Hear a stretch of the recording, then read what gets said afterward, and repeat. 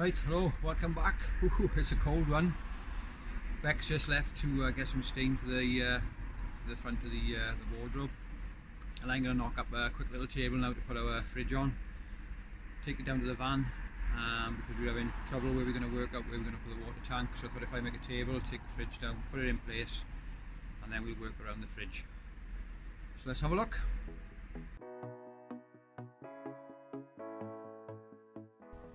Four-legged table in 3 minutes. Rough, I know. But just need to set the fridge on. So we'll see if we got the right height then from there down to there. That's roughly where the fridge is going to go. In fact, I made the legs about 5mm too high, so I can't bring it forward in the right position. It's just going to sit just under there, the foot of the bed. It was only roughly knocked up a little table quickly, so what I'm going to do now, I'm going to build, now I know the height, I'm going to put a shelf across, right the way across. It's just going to continue across above the tank and just sit just underneath the lip there of the plate. So I'll come across there and down, so then there'll be storage on top of the water tank, and there'll also be storage in this area here. Very quick tip, guys. Like I said, I wanted to put a shelf right the way across over the top of the water tank. So rather than have me get down in there and try to hold the tape and try to mark that measurement,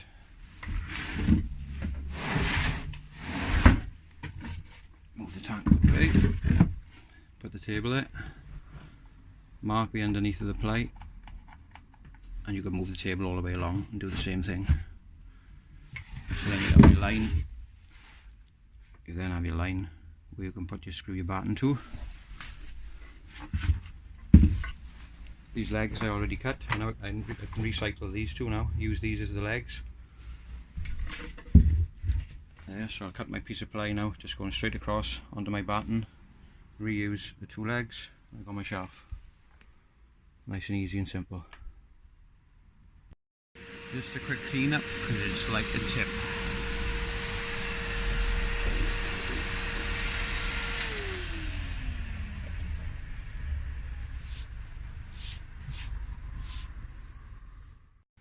Water, because we thought the best possible thing to do is keep everything above the top of the tank so then there's no leaks.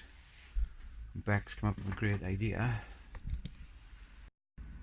Right, as I was saying, we didn't want anything on the sides or below the top of the tank level, just for leaks. So Beck's bought this, and we're going to put the hose on with a Jubilee clip, and then that's going to sit, the nut going to sit inside the tank, so it's going to be on the top of the tank, and then we're going to put a bit of hose. What Beck's come up with, this was off the Fiamer pump. So what we're going to do, we're going to attach that onto there, screw it on inside the tank, and put a bit of hose pipe on there down into the bottom of the tank, and that's going to be our water outlet. And then our water inlet is it's a water butt tap. That's going to sit again on top of the tank. Screw that up then, so it sits on top of the tank.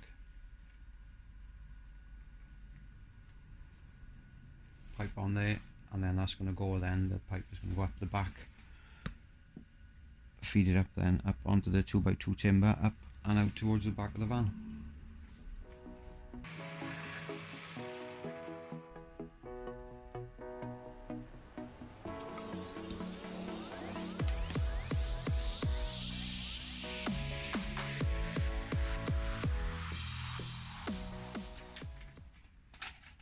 Inlet and outlet fitted on the water level sensor. So now it's time to put it under there and connect it to the pumps and the diaphragm. The water setup, the food grade hose. I bought this blue food grade hose. I'm not too sure about it because it does seem to collapse quite easily. There's one area where I've got to feed it through the van, and I'm not too sure. I fed it up through and it has kinked in that area. So what I've done, I purchased this 6-inch little piece just to see the quality of it. It's a clear hose and there's like a reinforcing running through it, which I think that'll be much better. And to be honest, I wish I'd put this through the van in the first place, but it's all trial and error really. Right, behind me, and she's going to kill me for this, is Beck's first attempt at curtains. I think they're really good. She's not too pleased with them, but it's her first attempt, so it's a thumbs up from me, Beck. You've done a good job. Right, if you want to have a quick look at our half finished water set. Right, let's make this quick. I've had to open the back doors with the light and it's bloody freezing. Right, excuse the tools. At the end of the day, it still is a working van, and that's how I earn my living. Right, there's going to be inlet water for water there at the back of the van.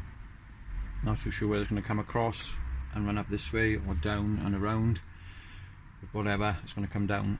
Sorry about the light. And it's going to come down into this little tap here. Water out, up and over. And that's under there, which then runs down the pipe there, hose, sorry, pump, diaphragm. I will be putting isolators either side up to the T I've teed off there, gone to the back of the van. We're having a gas shower fitted. Then up, that's where I was worried that it was kinking, and then that's going to come up through there onto I'm just going to finish there. You're probably wondering where's the tap and what's going to happen. Just keep you buggers in suspense on that one. Also fitted the water sensor. Right.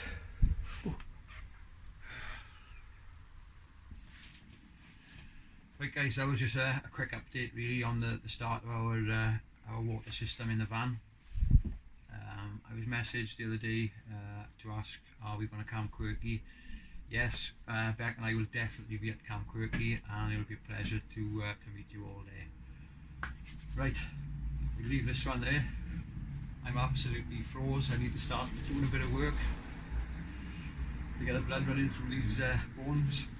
Right, and we'll see you on the next one. Peace.